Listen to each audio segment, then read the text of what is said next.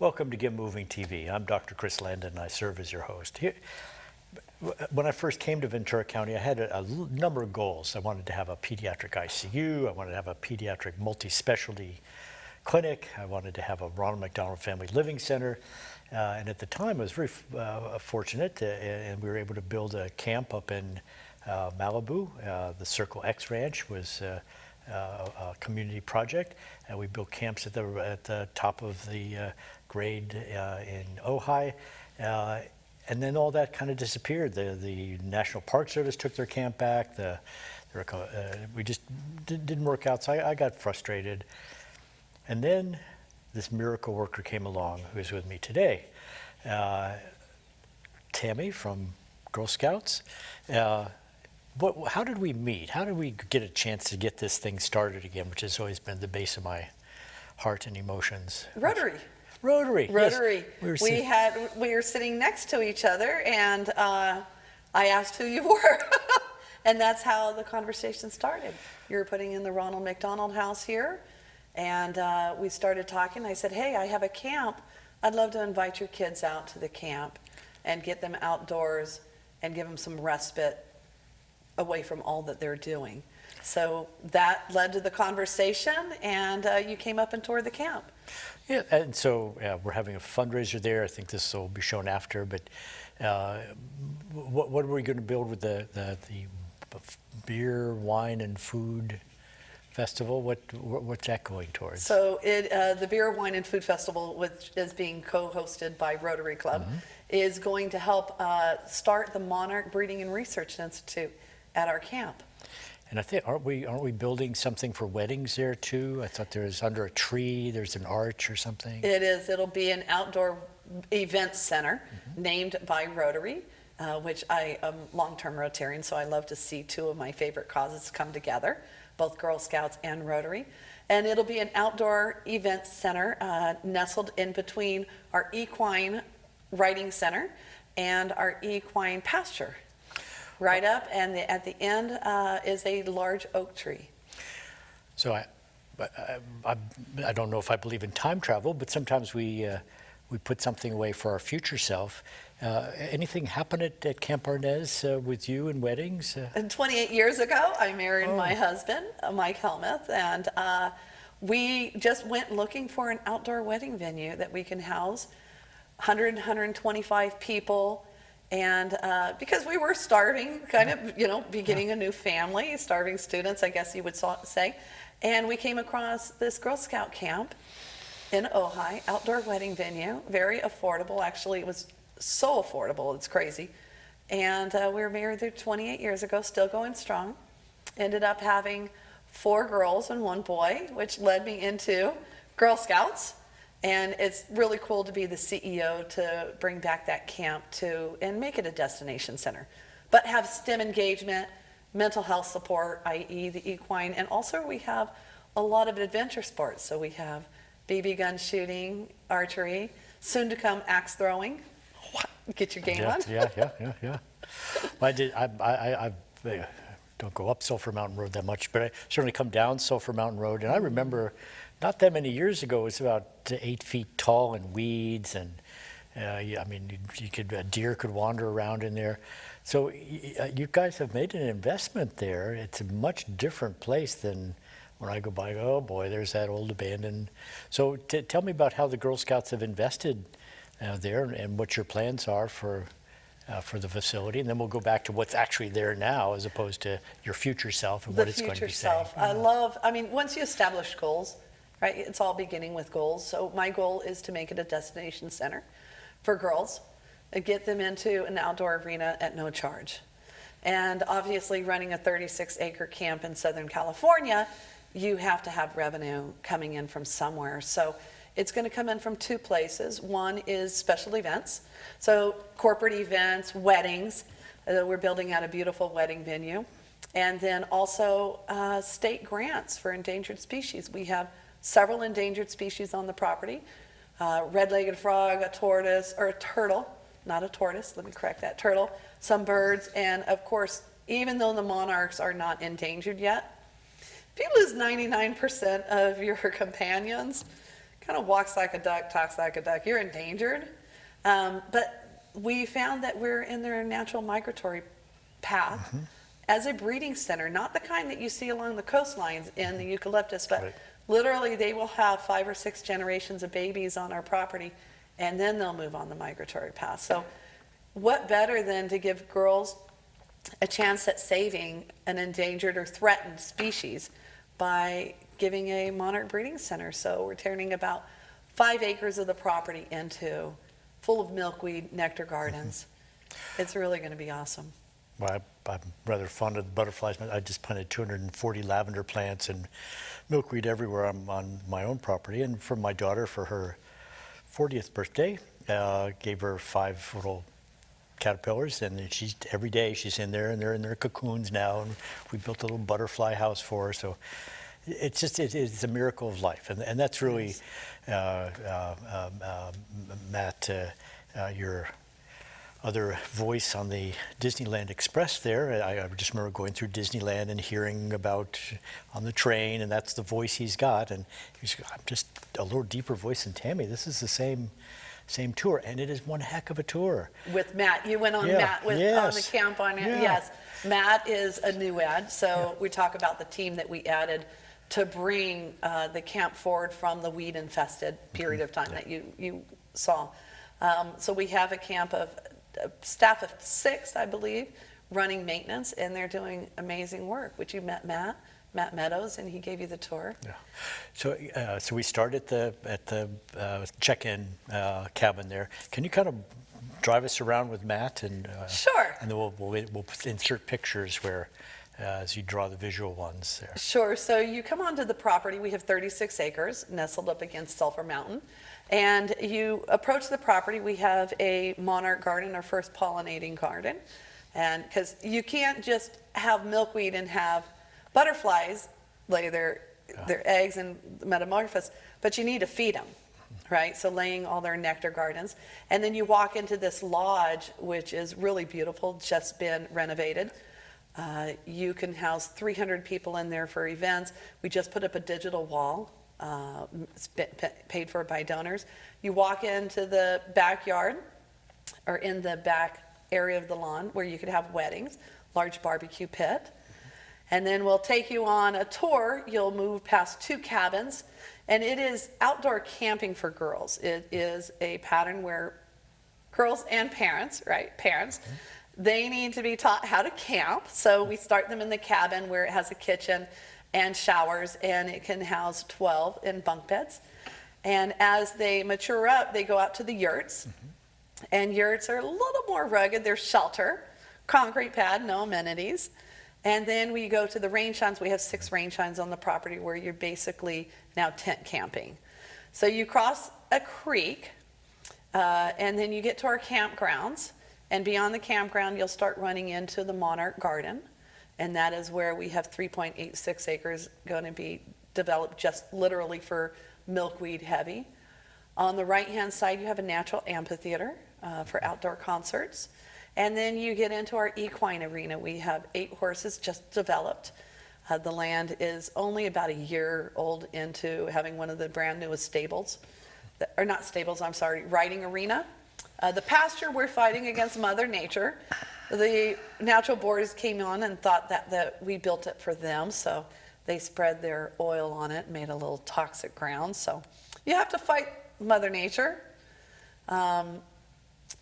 Giving them feed and bedding. We do have a lot of animals out there. Like you said, deer. We still love seeing the deer on the property. Not so much boars. Yeah. And then you come around, you'll come back across the creek, and you'll get to our archery range, our BB gun, our soon-to-be axe throwing, and then we have a slingshot range also. And then come back to the lodge. There's about 50 apple trees that are all donated and pay homage to Camp Arnez, which used to be Rancho Arnez, a large apple growing. So we have 50 donors that gave us these trees. And then SoCal Gas planted a stone fruit orchard right across the street. And that would bring you back to our parking lot. It sounds so simple, but it really is a haven for girls anybody getting outdoors. Gee, are girls afraid of horses, and do they learn not to be afraid there? I think that's. I think the fear from girls comes from the fear from parents, right? Mm-hmm. That really is it. Once we separate the girl from the parent and have the parent sit at the tables, we can easily break down that fear with the girls. Mm-hmm. Horses are magical.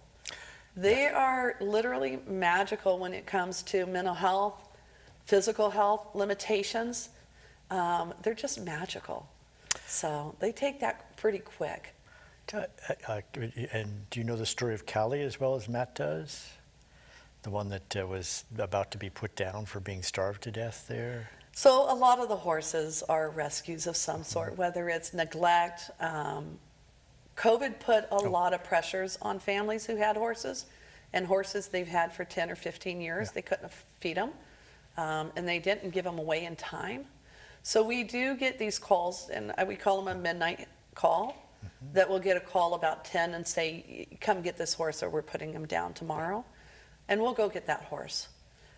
We've had Phoenix is the Yeah, that's what I'm Phoenix thinking. is the one. Callie's Phoenix, the girlfriend of Phoenix. Exactly. So you know Sorry, the, yes. the little courtship that goes on there. Yes. Phoenix, and we renamed her Phoenix for that reason. She was a midnight call, so we grabbed her, brought her back, and the next morning she had 3 surgeries. And she's just now healed. I think we've had her for 7 months. She just healed over those surgeries. And now she gets loved on by girls all day Yes, long. exactly. She's in heaven. So all of that abuse from her past is gone, and she connects with girls. That's what I'm saying. It's just magic. Well, that and just how you feel about the horses and the girls too, but just how important those horses become to your family. And I saw a willow tree, which I think was the burial place for a horse called Thunder. Thunder. Don't get me going. There's a funny thing, only because when we deal with stress, I find humor. But Thunder was our first horse. She was a rescue. She was an older horse.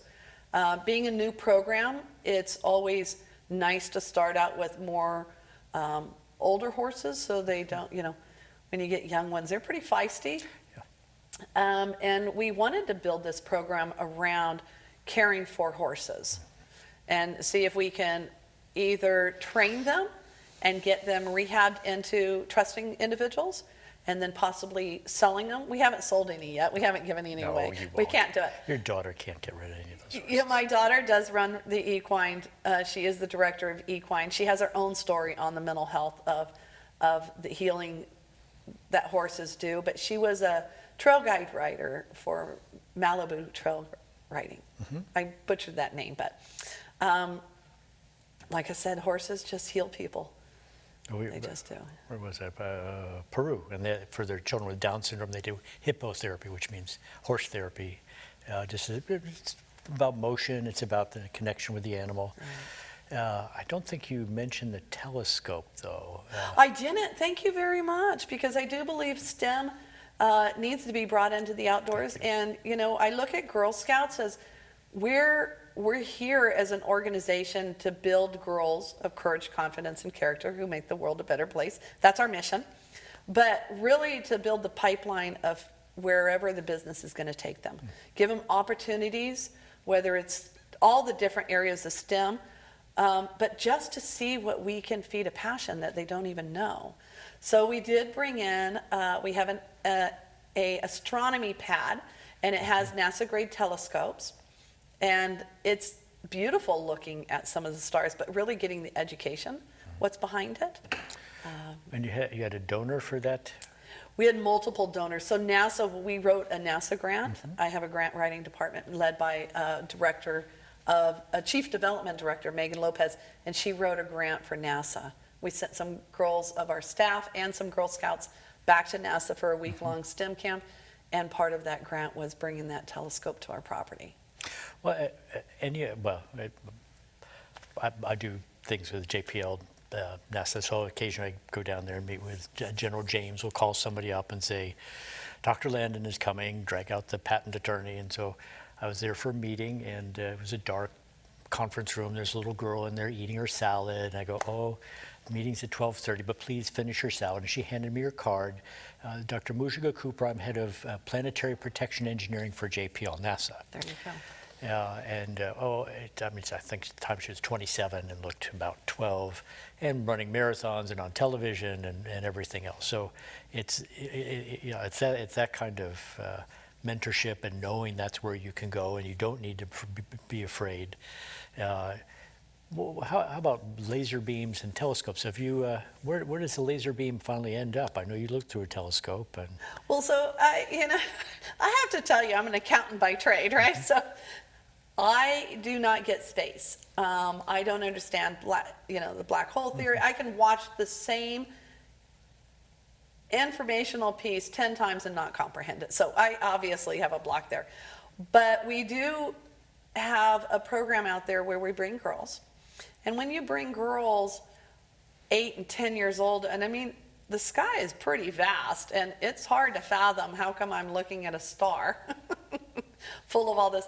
But what we do is we give them little handheld laser pointers, and we have a TV that's on the backside that's running a presentation at the same time we're rehoming these telescopes. But we teach them constellations, and they take this the laser light and they'll circle the constellation, so they're learning. But I tell you what, that laser light goes forever and doesn't stop. I tell you, I think I'm hitting the moon. I know it sounds stupid, and I do claim ignorance when it comes to space, but it's pretty special, I guess. And then where it could take me if I was an 8-year-old child looking at that with a tool, and I'm hitting these stars, it's what passion are we really feeding there, right? And just give them the experience.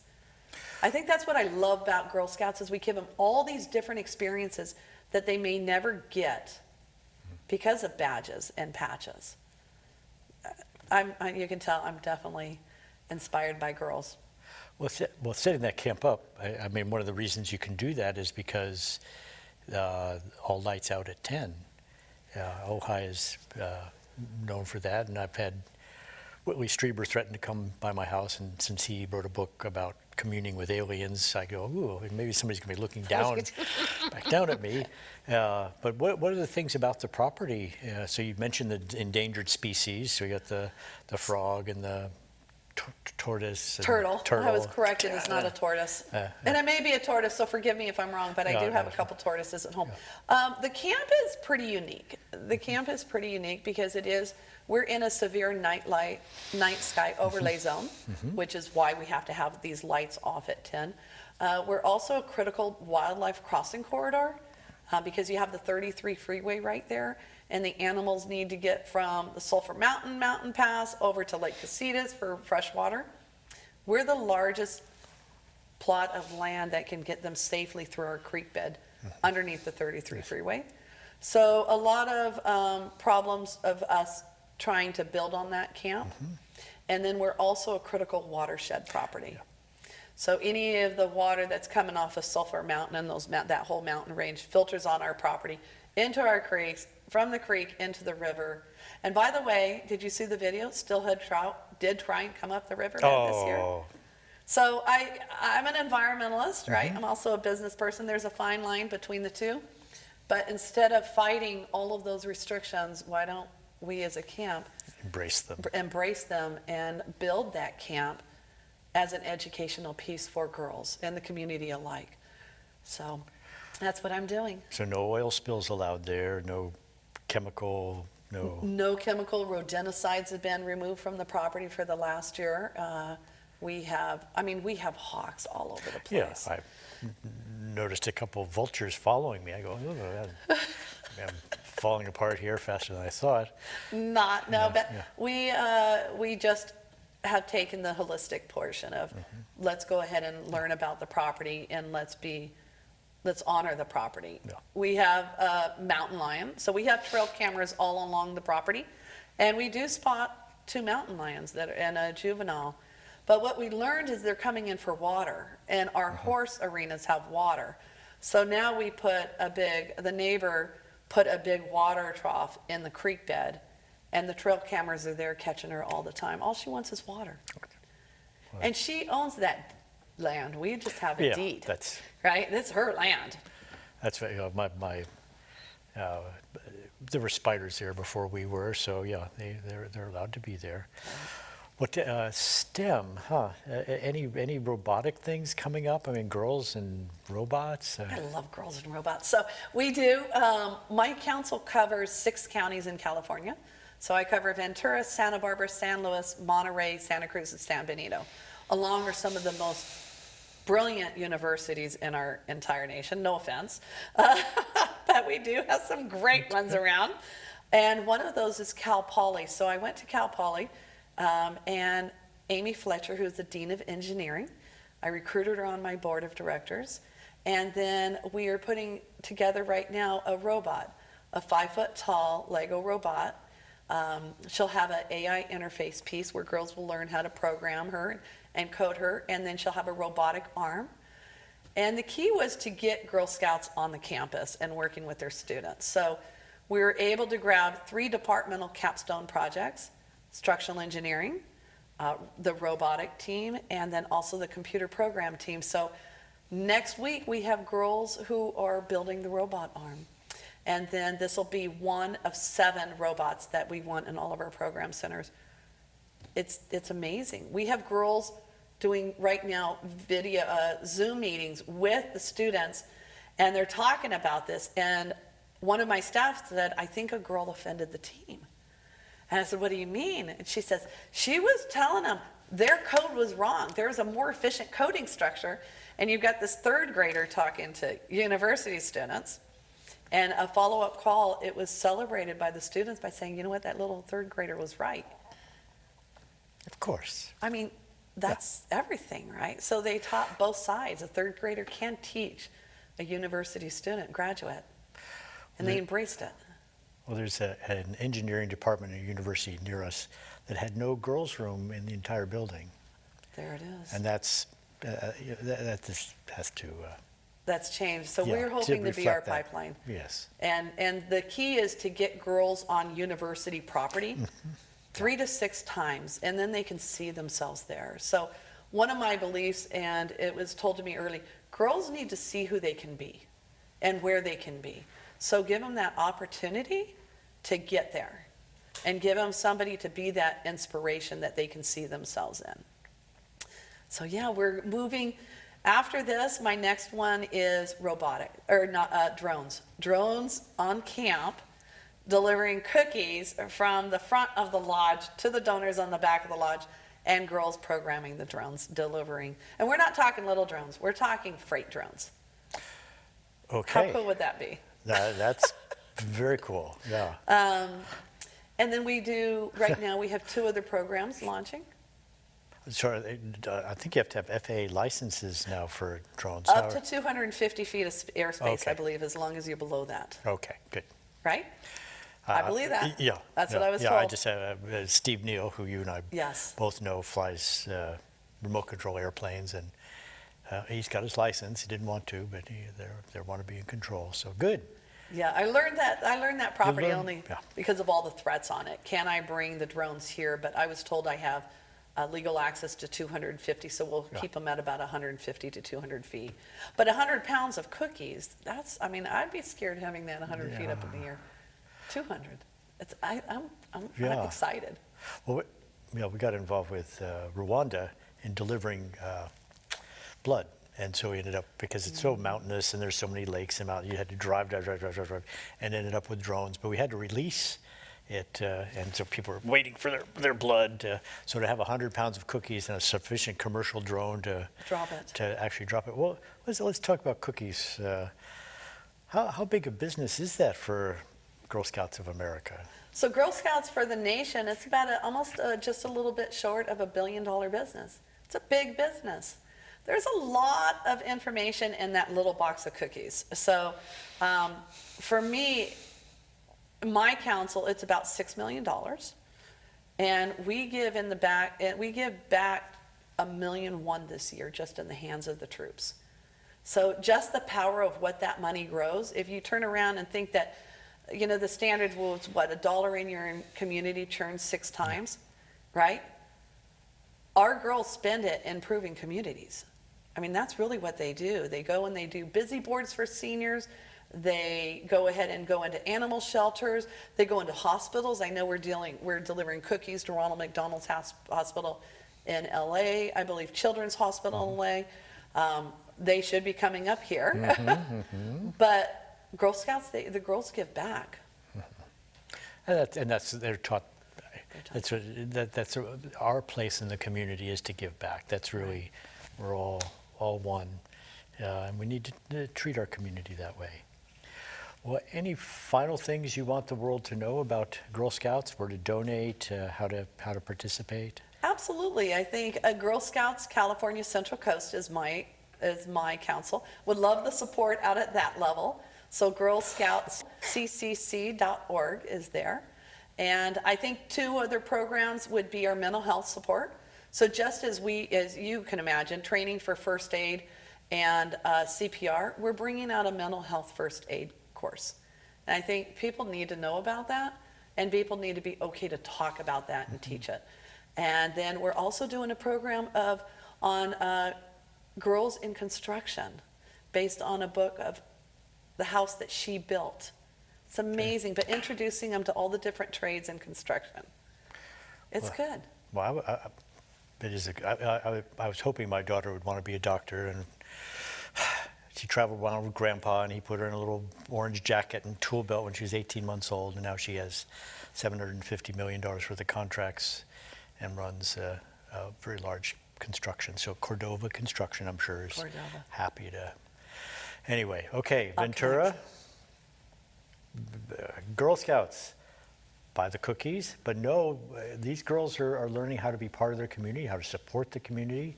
Those dollars are returning to the community. We're going to learn robotics, we're going to camp, we're going to do parentectomies, surgical removal of the parent so the child has a chance to grow properly there.